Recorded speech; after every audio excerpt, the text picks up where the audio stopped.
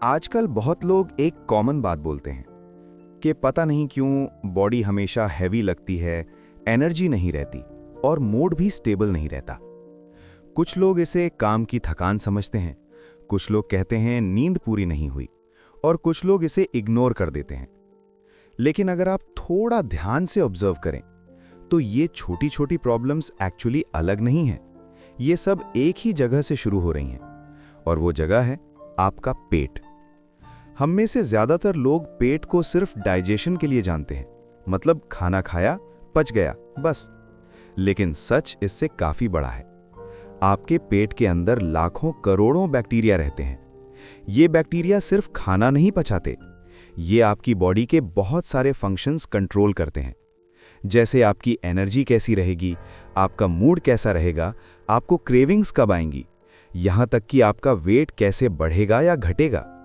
मतलब सिंपल शब्दों में, आपका गट सही है तो बाकी चीजें अपने आप सही होने लगती हैं। लेकिन आज के लाइफस्टाइल में यही सिस्टम डिस्टर्ब हो चुका है। सुबह की शुरुआत चाय और बिस्किट से, दोपहर में जल्दी में कुछ भी, शाम को फ्राइड या पैकेट स्नैक्स और बीच बीच में sugar, cold drinks, processed food, ये सब धीरे धीरे आपके पेट के अच्छे बैक्टीरिया को खत्म करते रहते हैं। और जब अच्छे बैक्टीरिया कम होते हैं तो बुरे बैक्टीरिया बढ़ने लगते हैं। यही असली प्रॉब्लम है। अब इसे पहचानना बहुत जरूरी है, क्योंकि ज्यादातर लोग सिम्टम्स को इग्नोर करते रहते हैं। अगर आपको खाना खाने के बाद पेट फूलता है, गैस बनती है या भारीपन लगता है, अगर आपको बार बार एसिडिटी होती है, अगर सुबह उठकर भी फ्रेश फील नहीं होता, अगर बिना कारण मीठा खाने का मन करता है या मूड अचानक चेंज हो जाता है, तो ये सिर्फ डाइजेशन की प्रॉब्लम नहीं है, ये आपके गट का इम्बैलेंस है। और सबसे बड़ी गलती यहां होती है कि हम रूट कॉज को ठीक करने के बजाय सिम्टम्स को दबाने लगते हैं। कभी एसिडिटी की दवा ले ली, कभी एनर्जी के लिए कॉफी पी ली, कभी मूड ठीक करने के लिए डिस्ट्रैक्शन ढूंढ लिया।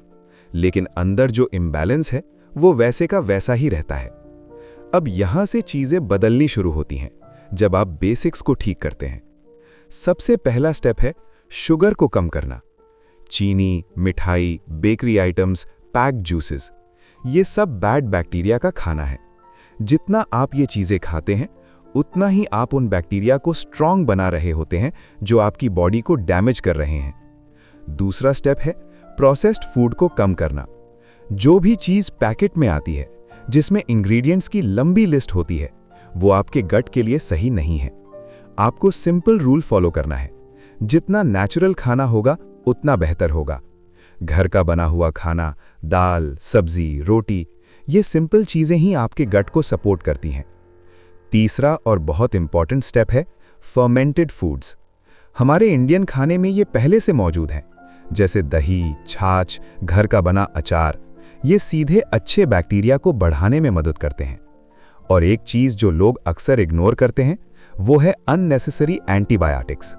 जब भी हम बिना जरूरत एंटीबायोटिक्स लेते हैं तो वो सिर्फ बुरे बैक्टीरिया को नहीं मारती, वो अच्छे बैक्टीरिया को भी खत्म कर देती है। इसलिए जितना पॉसिबल हो बिना जरूरत मेडिसिन्स लेने से बचना जरूरी है। अब आपको ये समझना जरूरी है कि गट को ठीक करना ओवरनाइट प्रोसेस नहीं है, लेकिन जैसे ही आप सही डायरेक्शन में काम करना शुरू करते हैं, आपको छोटे छोटे चेंजेस दिखने लगते हैं। थोड़ी एनर्जी बढ़ती है, पेट हल्का लगने लगता है, मूड स्टेबल होने लगता है, और यही सिग्नल्स होते हैं कि सिस्टम धीरे धीरे ठीक हो रहा है। लेकिन जब ये इम्बैलेंस लंबे समय तक बना रहता है तो प्रॉब्लम सिर्फ यहीं तक सीमित नहीं रहती। धीरे धीरे बैक्टीरिया का बिहेवियर भी बदलने लगता है और वो वहां ग्रो करने लगते हैं जहां उन्हें नहीं होना चाहिए। लेकिन यहाँ एक और डीपर लेवल की प्रॉब्लम शुरू होती है। जब ये इम्बैलेंस लंबे समय तक बना रहता है तो बैक्टीरिया सिर्फ इम्बैलेंस में नहीं रहते, बल्कि वो गलत जगह पर बढ़ने लगते हैं। नॉर्मली बैक्टीरिया का काम लार्ज इंटेस्टाइन में होता है, लेकिन जब सिस्टम डिस्टर्ब होता है तो वही बैक्टीरिया स्मॉल इंटेस्टाइन में पहुंच जाते हैं। और यहीं से शुरू होती है एक कंडीशन जिसे कहते हैं सीबो। अब ये सुनने में टेक्निकल लग सकता है, लेकिन इसका इफेक्ट बहुत सिंपल और डायरेक्ट है। आप जो खाना खाते हो वो सही तरीके से डाइजेस्ट ही नहीं होता। अब इसके सिम्टम समझिए, क्योंकि यहीं पर ज्यादातर लोग कंफ्यूज होते हैं। अगर आपको ये चीजें होती हैं, खाना खाने के बाद तुरंत पेट फूल जाना, थोड़ा सा खाने पर भी हैवी फील होना, बार बार गैस बनना, कभी कब्ज कभी लूज मोशन, और कुछ फूड्स खाने के बाद तुरंत डिस्कम्फर्ट। तो ये सिर्फ वीक डाइजेशन नहीं है, ये सीबो का क्लियर सिग्नल हो सकता है। और इंटरेस्टिंग बात यह है कि इसमें प्रॉब्लम खाना नहीं होता, बल्कि वो बैक्टीरिया होते हैं जो खाना आने से पहले ही उसे फर्मेंट करना शुरू कर देते हैं। मतलब खाना आपकी बॉडी तक प्रॉपर्ली पहुंचने से पहले ही वो बैक्टीरिया उसे प्रोसेस कर देते हैं, और उसी से गैस, ब्लोटिंग और डिस्कम्फर्ट होता है। अब सवाल आता है, ये प्रॉब्लम होती क्यों है? सबसे बड़ा रीजन है स्लो डाइजेशन। जब खाना सही स्पीड से आगे नहीं बढ़ता तो बैक्टीरिया को मौका मिल जाता है ग्रो करने का। और इसके पीछे कारण क्या है? लगातार स्नैकिंग, बार बार कुछ ना कुछ खाते रहना, लेट नाइट खाना, कम मूवमेंट, ये सब डाइजेशन को स्लो कर देते हैं। अब सॉल्यूशन समझते हैं, क्योंकि यहां सिर्फ प्रॉब्लम जानना काफी नहीं है। पहला स्टेप है मील स्पेसिंग। मतलब आपको बार बार कुछ ना कुछ खाने की आदत कम करनी है। हर 2 घंटे में कुछ खाने के बजाय आपको प्रॉपर गैप देना है मील्स के बीच, कम से कम 4 से 5 घंटे का गैप। इससे आपकी बॉडी को टाइम मिलता है डाइजेस्ट करने का और सिस्टम को रीसेट करने का। दूसरा स्टेप है स्नैकिंग को कंट्रोल करना। ये सबसे कॉमन हैबिट है आजकल। थोड़ा बोर हुए, कुछ खा लिया, काम करते करते कुछ खा लिया। लेकिन हर बार जब आप खाते हैं, आप बैक्टीरिया को भी फीड कर रहे होते हैं। इसलिए अननेसेसरी ईटिंग को कम करना बहुत जरूरी है। तीसरा स्टेप है कार्बोहाइड्रेट्स को स्मार्ट तरीके से लेना। रिफाइंड कार्ब्स जैसे मैदा, बेकरी आइटम्स, ये जल्दी फर्मेंट होते हैं और सीबो को बढ़ाते हैं। इसलिए आपको सिंपल स्विच करना है, रिफाइंड कार्ब्स कम और नेचुरल कार्ब्स ज्यादा, जैसे दाल, सब्जी, होल ग्रेन्स। चौथा स्टेप है मूवमेंट। ये बहुत बेसिक लगता है, लेकिन डाइजेशन के लिए बेहद इंपॉर्टेंट है। खाना खाने के बाद थोड़ा वॉक करना, दिन में एक्टिव रहना, ये डाइजेशन को इंप्रूव करता है और बैक्टीरिया को गलत जगह ग्रो होने से रोकता है। अब एक चीज समझना बहुत जरूरी है, सीबो कोई रेयर प्रॉब्लम नहीं है। बहुत लोग इसे फेस कर रहे हैं, बस उन्हें पता नहीं है। वो इसे एसिडिटी समझते हैं या वीक डाइजेशन, और सालों तक मेडिसिन लेते रहते हैं। लेकिन जब तक रूट कॉज ठीक नहीं होता, प्रॉब्लम वापस आती रहती है। और यही पैटर्न आगे और सीरियस लेवल पर जाता है, क्योंकि जब बैक्टीरिया इम्बैलेंस बढ़ता है तो सिर्फ बैक्टीरिया ही नहीं, फंगस भी ग्रो करने लगते हैं। और यही नेक्स्ट लेवल की प्रॉब्लम है, जो आपकी क्रेविंग्स, मूड और एनर्जी को और ज्यादा डिस्टर्ब करती है। अब यहां से चीजें और इंटरेस्टिंग हो जाती हैं। यहां से एक और लेयर शुरू होती है, जहां प्रॉब्लम सिर्फ डाइजेशन तक सीमित नहीं रहती, बल्कि बैक्टीरिया अपने नॉर्मल एरिया से हटकर गलत जगह पर ग्रो करने लगते हैं। इसे समझना बहुत जरूरी है। हमारी बॉडी में डाइजेशन एक स्पेसिफिक फ्लो में होता है। खाना पहले स्टमक में जाता है, फिर स्मॉल इंटेस्टाइन में और आखिर में लार्ज इंटेस्टाइन में। नॉर्मली बैक्टीरिया का मेन काम लार्ज इंटेस्टाइन में होता है, लेकिन जब गट लंबे समय तक इम्बैलेंस में रहता है तो वही बैक्टीरिया स्मॉल इंटेस्टाइन में पहुंच जाते हैं, और यही कंडीशन कहलाती है SIBO। अब इसका इफेक्ट क्या होता है, इसे सिंपल तरीके से समझते हैं। जब आप खाना खाते हैं तो आइडियली वो फूड आगे जाकर डाइजेस्ट होना चाहिए, लेकिन SIBO में क्या होता है कि खाना स्मॉल इंटेस्टाइन में पहुंचते ही वहां मौजूद बैक्टीरिया उसे तुरंत फर्मेंट करना शुरू कर देते हैं। मतलब आपकी बॉडी को न्यूट्रिएंट्स मिलने से पहले ही वो बैक्टीरिया उस खाने को कंज्यूम करने लगते हैं, और यहीं से शुरू होता है गैस, ब्लोटिंग और डिस्कम्फर्ट का साइकिल। अब सिम्टम्स को क्लियर तरीके से समझिए, क्योंकि यहीं सबसे ज्यादा कंफ्यूजन होता है। अगर आपको खाना खाने के तुरंत बाद पेट फूलता हुआ महसूस होता है, थोड़ा सा खाने पर भी बहुत ज्यादा भरा हुआ फील होता है, बार बार गैस बनती है, कभी कब्ज कभी लूज मोशन, और कुछ स्पेसिफिक फूड्स खाने के बाद तुरंत प्रॉब्लम शुरू हो जाती है, तो ये सिर्फ वीक डाइजेशन नहीं है, ये SIBO का संकेत हो सकता है। और सबसे इंटरेस्टिंग बात कि इसमें अक्सर लोग हेल्दी फूड से भी प्रॉब्लम फील करते हैं। जैसे कुछ लोगों को दाल खाने से ब्लोटिंग, कुछ को फ्रूट से डिस्कम्फर्ट, तो वो सोचते हैं कि शायद ये फूड ही सूट नहीं कर रहा। लेकिन असली प्रॉब्लम फूड नहीं है, बल्कि वो बैक्टीरिया हैं जो उसे गलत जगह पर प्रोसेस कर रहे हैं। अब ये कंडीशन डेवलप कैसे होती है, ये समझना जरूरी है। सबसे बड़ा कारण है स्लो डाइजेशन। जब खाना बॉडी में ज्यादा देर तक रुकता है तो बैक्टीरिया को ग्रो करने का मौका मिल जाता है, और इसके पीछे हमारी डेली हैबिट्स रिस्पॉन्सिबल हैं। बार बार कुछ ना कुछ खाते रहना, प्रॉपर गैप ना देना मील्स के बीच, लेट नाइट खाना और फिजिकल एक्टिविटी का कम होना, ये सब डाइजेशन को स्लो कर देते हैं। अब सॉल्यूशन क्या है? यहीं से चीजें प्रैक्टिकल बनती हैं। पहला स्टेप है मील स्पेसिंग, मतलब आपको हर थोड़ी देर में कुछ खाने की आदत को कम करना है।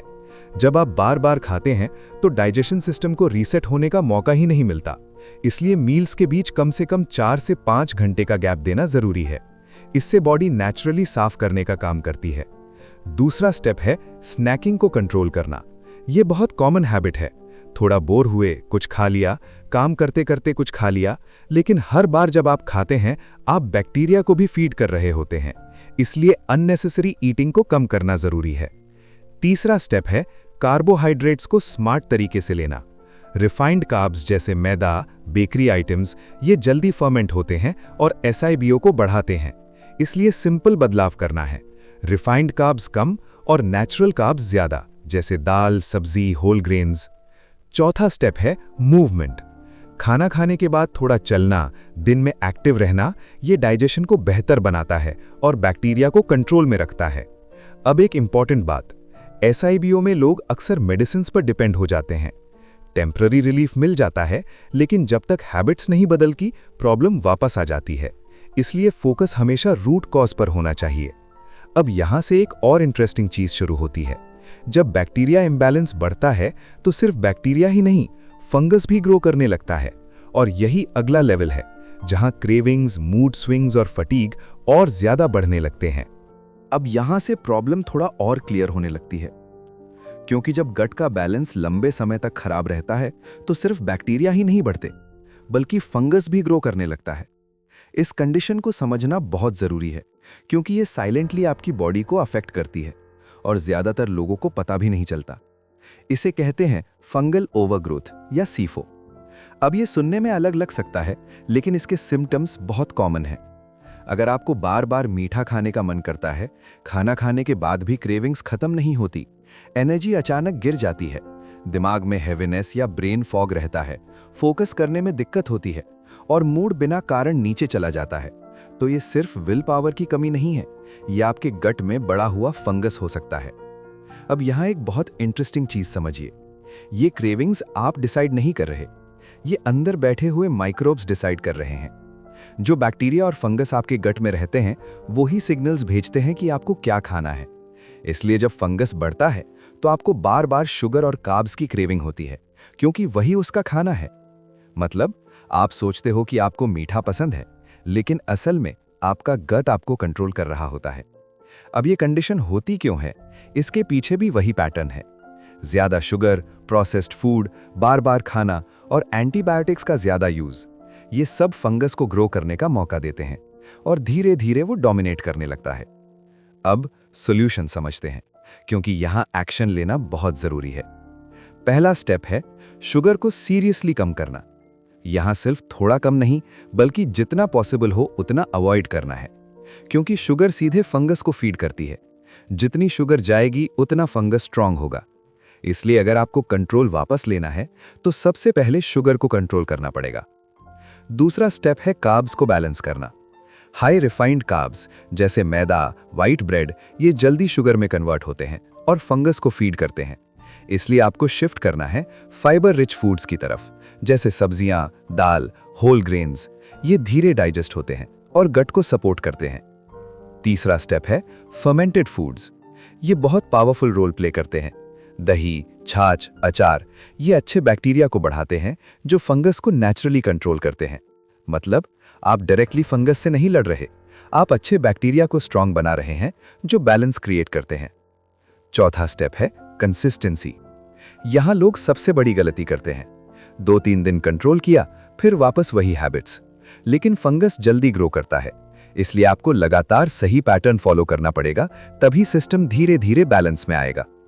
अब यहां एक और इंपॉर्टेंट रियलाइजेशन है, जब आपका गट कंट्रोल में नहीं होता तो आपकी क्रेविंग्स, मूड और एनर्जी आपके कंट्रोल में नहीं रहती। और जब आप इसे ठीक करना शुरू करते हैं तो धीरे धीरे आपको महसूस होता है कि क्रेविंग्स कम हो रही हैं, एनर्जी स्टेबल हो रही है और माइंड क्लियर हो रहा है। यही सिग्नल है कि सिस्टम इंप्रूव हो रहा है। लेकिन यहाँ एक डीपर लेयर और है जो ज्यादातर लोग नोटिस नहीं करते, कि ये माइक्रोब्स सिर्फ डाइजेशन या क्रेविंग्स तक सीमित नहीं है, ये आपकी थिंकिंग, बिहेवियर और इमोशंस को भी इन्फ्लुएंस करते हैं। अब यहाँ से समझ और गहरी हो जाती है, क्योंकि अभी तक हमने देखा कि गट का इम्बैलेंस डाइजेशन, गैस, ब्लोटिंग और क्रेविंग्स को अफेक्ट करता है, लेकिन असली असर इससे भी आगे जाता है। ये आपके दिमाग और बिहेवियर को भी इन्फ्लुएंस करता है। ये सुनने में थोड़ा अजीब लग सकता है, लेकिन सच ये है कि आपका गट और आपका ब्रेन सीधे जुड़े हुए हैं। इसे सिंपल तरीके से समझते हैं। आपके गट में रहने वाले बैक्टीरिया सिर्फ खाना डाइजेस्ट नहीं करते, वो केमिकल्स भी बनाते हैं, जैसे सेरोटोनिन, जो आपके मूड को कंट्रोल करता है। मतलब आप खुश महसूस कर रहे हैं या लो फील कर रहे हैं, इसमें भी गट का रोल है। अब सोचिए, अगर गट का बैलेंस खराब है तो ये सिग्नल्स भी गलत जाएंगे, और यही रीजन है कि कई बार बिना कारण एंग्जाइटी होती है, मूड स्विंग्स होते हैं, इरिटेशन बढ़ जाता है, और हम समझ नहीं पाते कि ये ऐसा क्यों हो रहा है। अब एक और इंटरेस्टिंग चीज, आपने नोटिस किया होगा कि कुछ दिनों में आपका माइंड क्लियर होता है, फोकस अच्छा रहता है, और कुछ दिनों में दिमाग हैवी लगता है, कुछ भी करने का मन नहीं करता। ये सिर्फ मोटिवेशन का इशू नहीं है, ये भी गट से जुड़ा हुआ है। जब गट में इम्बैलेंस होता है तो टॉक्सिन्स बनते हैं, जो ब्लड के थ्रू ब्रेन तक पहुंचते हैं, और उससे ब्रेन फॉग होता है। मतलब आप फिजिकली ठीक हो सकते हैं, लेकिन मेंटली क्लियर फील नहीं करते।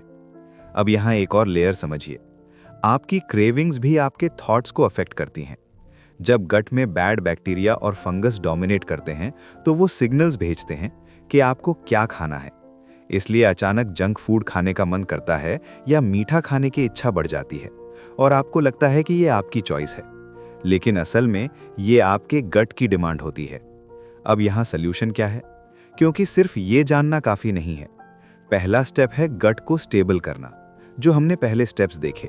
शुगर कम करना, प्रोसेस्ड फूड अवॉइड करना, फर्मेंटेड फूड्स लेना, ये सब सिर्फ डाइजेशन के लिए नहीं है, ये आपके मूड और माइंड के लिए भी ज़रूरी है। दूसरा स्टेप है कंसिस्टेंसी मेंटेन करना, क्योंकि ब्रेन और गट का कनेक्शन धीरे धीरे इंप्रूव होता है। आप एक दिन अच्छा खाओगे तो तुरंत रिजल्ट नहीं मिलेगा, लेकिन अगर आप लगातार सही पैटर्न फॉलो करते हो तो धीरे धीरे फर्क दिखेगा। तीसरा स्टेप है अवेयरनेस। जब भी आपको अचानक क्रेविंग आए या मूड बिना कारण चेंज हो तो तुरंत रिएक्ट मत करो। थोड़ा ऑब्जर्व करो कि ये रियल नीड है या गट का सिग्नल है। ये अवेयरनेस ही आपको कंट्रोल वापस देती है। अब एक और इंपॉर्टेंट चीज, स्लीप और स्ट्रेस, ये दोनों डायरेक्टली गट को अफेक्ट करते हैं। अगर आप लेट नाइट जागते हो या स्ट्रेस में रहते हो तो गट का बैलेंस और खराब होता है। इसलिए प्रॉपर स्लीप और स्ट्रेस कंट्रोल भी जरूरी है। अब यहाँ से पिक्चर और क्लियर होती है कि गट सिर्फ एक ऑर्गन नहीं है, ये पूरा सिस्टम है जो आपकी बॉडी, माइंड और बिहेवियर को कंट्रोल करता है। और जब ये सिस्टम डिस्टर्ब होता है तो प्रॉब्लम्स अलग अलग फॉर्म में दिखती हैं, लेकिन रूट एक ही होता है। अब सवाल ये है, ये सिस्टम इतना डिस्टर्ब हुआ कैसे? क्यों आज के समय में ये प्रॉब्लम्स इतनी कॉमन हो गई हैं? और हमारी डेली लाइफ में ऐसी कौन सी चीजें हैं जो धीरे धीरे हमारे गट को डैमेज कर रही हैं? एक चीज आपने शायद नोटिस की होगी कि पहले के मुकाबले आजकल लोगों को छोटी छोटी हेल्थ प्रॉब्लम्स बहुत ज्यादा होने लगी हैं। किसी को डाइजेशन इश्यू, किसी को कांस्टेंट फटीग, किसी को स्किन प्रॉब्लम और किसी को मूड स्विंग्स। और धीरे धीरे ये सब नॉर्मल मान लिया गया है। लेकिन अगर आप थोड़ा पीछे जाकर देखें तो समझ आएगा कि ये अचानक नहीं हुआ, ये धीरे धीरे हमारी डेली हैबिट से बना है। आगे बढ़ने से पहले एक काम जरूर करना, अगर अभी तक आपको ये बातें रिलेट हो रही हैं तो वीडियो को लाइक कर देना और कमेंट में लिखना कि आपको इनमें से कौन सी प्रॉब्लम सबसे ज्यादा फील होती है, ताकि आपको आगे की चीजें और क्लियर समझ आएं। अब समझते हैं ये डैमेज एक्चुअली हो कैसे रहा है। सबसे पहला रीजन है मॉडर्न फूड सिस्टम। आज जो खाना हम खा रहे हैं वो पहले जैसा नहीं है। पहले खाना सिंपल होता था, अब वो हाईली प्रोसेस्ड हो चुका है। Packaged foods, refined oils, preservatives, ये सब धीरे धीरे गट बैक्टीरिया को डैमेज करते हैं। और प्रॉब्लम ये है कि ये डैमेज तुरंत दिखता नहीं है, ये धीरे धीरे बिल्ड होता है। दूसरा रीजन है शुगर का ओवरलोड। आजकल शुगर हर चीज में है, चाय में, बिस्किट्स में, कोल्ड ड्रिंक्स में, पैकेज्ड जूसेस में, यहाँ तक कि जो चीज़ें मीठी लगती भी नहीं उनमें भी हिडन शुगर होती है। और ये शुगर क्या करती है? ये बैड बैक्टीरिया और फंगस को फीड करती है। मतलब आप जितनी ज़्यादा शुगर लेते हो उतना ही इम्बैलेंस बढ़ता जाता है। तीसरा रीज़न है एंटीबायोटिक्स का ओवरयूज़। जब भी हमें थोड़ी सी भी प्रॉब्लम होती है, हम तुरंत मेडिसिन ले लेते हैं। लेकिन एंटीबायोटिक्स सिर्फ बुरे बैक्टीरिया को नहीं मारती, ये अच्छे बैक्टीरिया को भी खत्म कर देती हैं। और जब अच्छे बैक्टीरिया कम होते हैं तो सिस्टम अनस्टेबल हो जाता है। चौथा रीज़न है लाइफस्टाइल। लेट नाइट सोना, कम फिजिकल एक्टिविटी, स्ट्रेस, ये सब डाइजेशन को स्लो करते हैं और गट को वीक बनाते हैं। अब यहाँ एक इम्पॉर्टेंट रियलाइजेशन आता है कि ये सारी चीज़ें मिलकर काम करती हैं।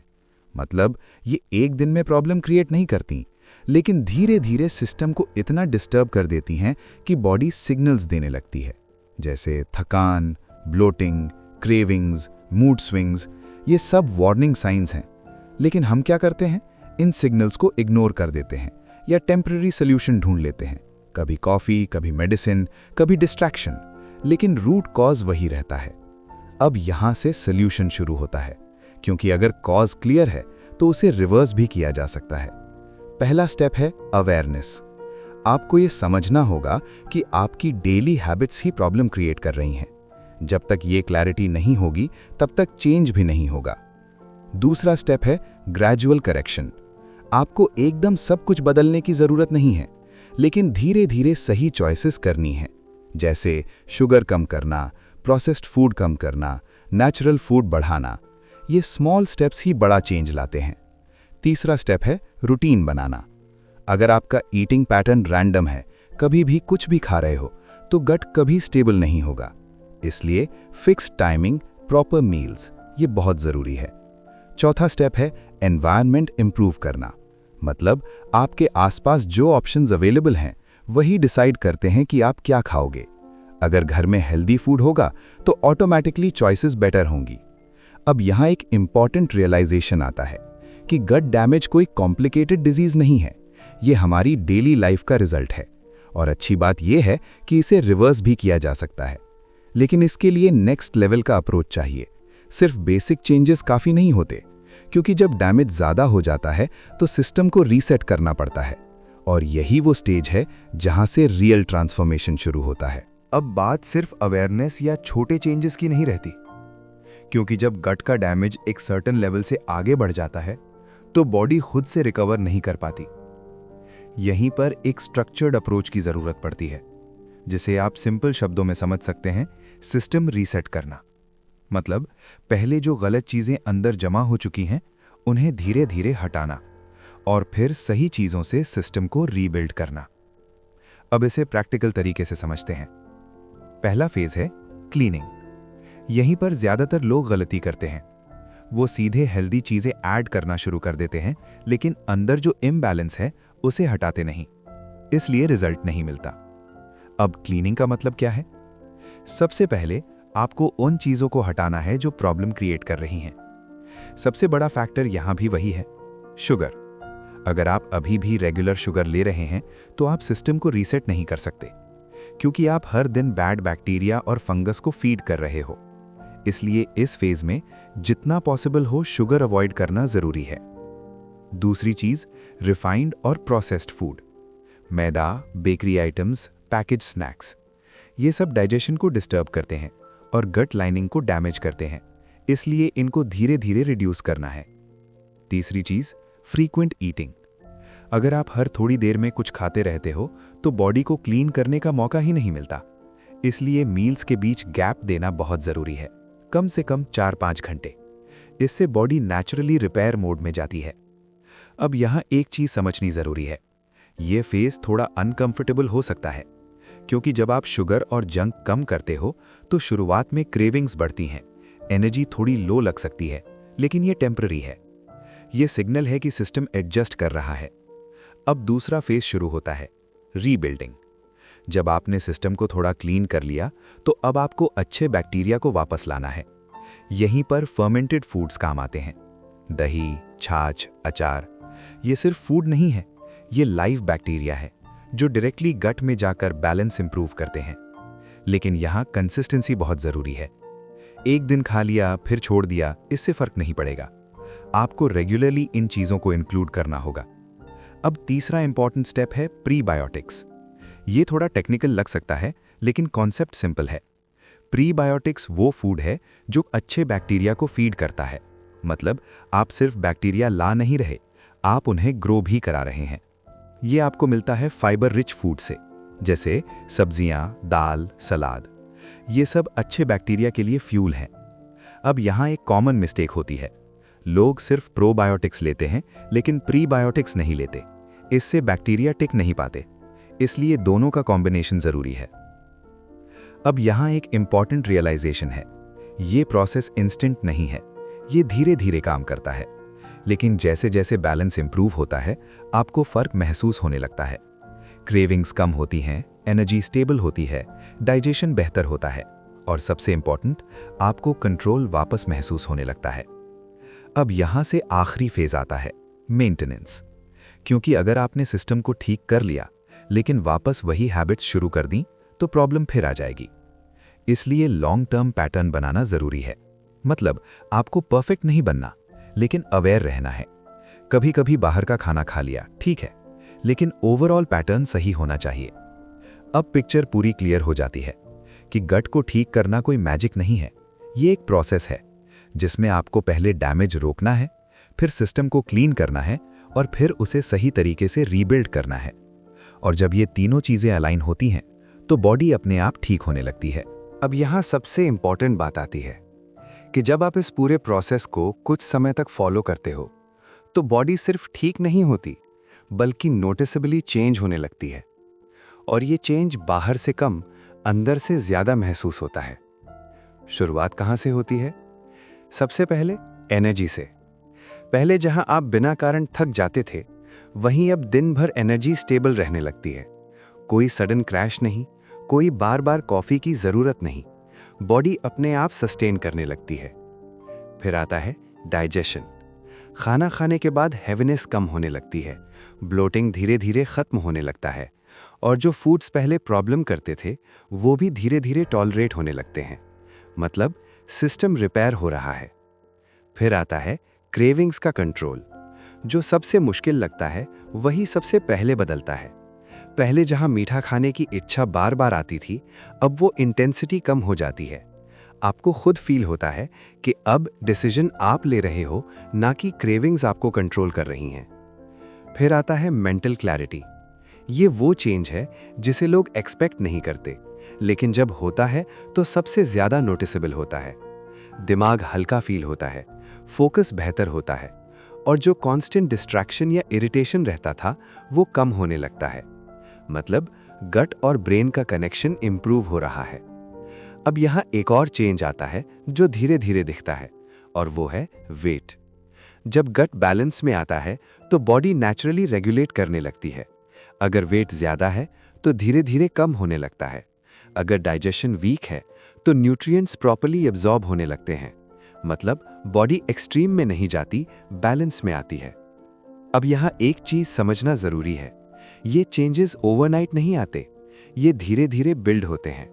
लेकिन जैसे ही आप कंसिस्टेंसी रखते हो, आपको क्लियर सिग्नल्स मिलने लगते हैं कि सिस्टम सही डायरेक्शन में जा रहा है।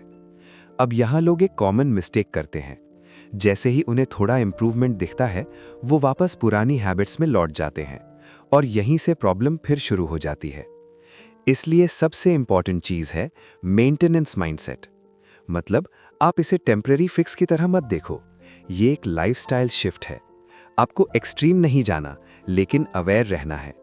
अगर आप 80% टाइम सही करते हो तो 20% फ्लेक्सिबिलिटी भी चल जाती है। लेकिन अगर पैटर्न उल्टा हो गया तो इम्बैलेंस वापस आ जाएगा। अब एक और प्रैक्टिकल चीज जो लॉन्ग टर्म में मदद करती है वो है सिंप्लिसिटी। आपको कॉम्प्लिकेटेड डाइट्स फॉलो करने की जरूरत नहीं है, ना ही हर चीज मेजर करने की। सिंपल रूल्स फॉलो करो। नेचुरल खाना, मील स्पेसिंग, फर्मेंटेड फूड्स और अननेसेसरी शुगर अवॉइड करना, ये बेसिक्स ही काफ़ी हैं। अब यहाँ पूरा पिक्चर क्लियर हो जाता है कि गट सिर्फ डाइजेशन का हिस्सा नहीं है, ये आपकी ओवरऑल हेल्थ का फाउंडेशन है। जब ये सही होता है तो बाकी चीज़ें अपने आप अलाइन होने लगती हैं, और जब ये डिस्टर्ब होता है तो प्रॉब्लम्स अलग अलग फॉर्म में सामने आती हैं, लेकिन रूट वही रहता है। इसलिए अगर आप सच में लॉन्ग टर्म चेंज चाहते हो तो फोकस सरफेस पर नहीं, रूट पर करना पड़ेगा। और जैसे ही आप ये समझ लेते हो तो अप्रोच बदल जाती है। आप क्विक फिक्सेस ढूंढना बंद कर देते हो और सिस्टम को सही तरीके से बिल्ड करना शुरू करते हो। यही असली शिफ्ट है, जहां से रियल इंप्रूवमेंट शुरू होता है। अब अगर इस पूरी बात को एक साथ देखा जाए तो समझ आता है कि प्रॉब्लम कभी भी अचानक नहीं आती, ये धीरे धीरे बनती है। और उसी तरह सॉल्यूशन भी एक प्रोसेस है। कोई एक चीज नहीं है जो सब ठीक कर दे, बल्कि कई छोटी छोटी सही आदतें मिलकर एक स्ट्रांग सिस्टम बनाती हैं। अब इसे एक प्रैक्टिकल तरीके से समराइज करते हैं ताकि आपको क्लियर रहे कि करना क्या है।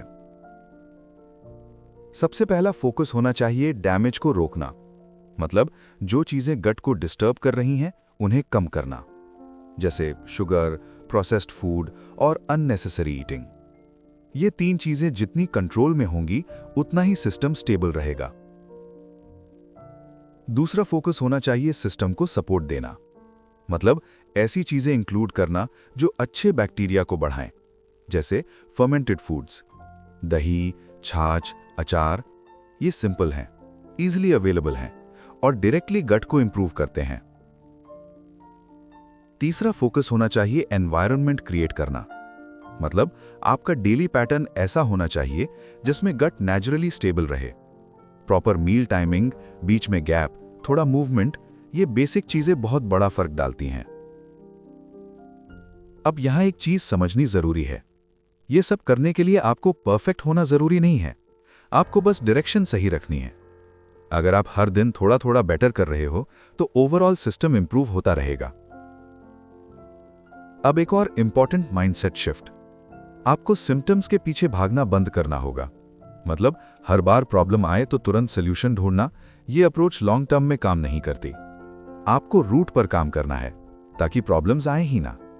और जब सिस्टम स्ट्रांग होता है तो बॉडी खुद हैंडल कर लेती है। अब यहां से सबसे बड़ा बेनिफिट क्या है, यह समझना जरूरी है। जब गट बैलेंस में आता है तो आपको बार बार एफर्ट नहीं करना पड़ता, आप नेचुरली बेटर फील करते हो, एनर्जी स्टेबल रहती है, मूड बैलेंस्ड रहता है, क्रेविंग्स कंट्रोल में रहती हैं। मतलब लाइफ आसान लगने लगती है। और यही गोल होना चाहिए, ना कि हर दिन स्ट्रगल करना, बल्कि सिस्टम को इतना स्टेबल बनाना कि चीजें नेचुरली फ्लो में चलें। अब अंत में एक सिंपल बात, अगर आप अपनी हेल्थ को सच में इंप्रूव करना चाहते हो तो कॉम्प्लिकेटेड चीजों में मत उलझो, बेसिक चीजों को सही करो। नेचुरल खाना, रेगुलर पैटर्न और अवेयरनेस, ये 3 चीजें ही काफी हैं। और जब आप इन पर कंसिस्टेंटली काम करते हो तो धीरे धीरे पूरा सिस्टम बदलने लगता है। यही असली ट्रांसफॉर्मेशन है, जो बाहर से नहीं अंदर से शुरू होता है। अगर आपको यह समझ जेन्युइनली काम की लगी है तो बुक डेकेड को सब्सक्राइब कर लो।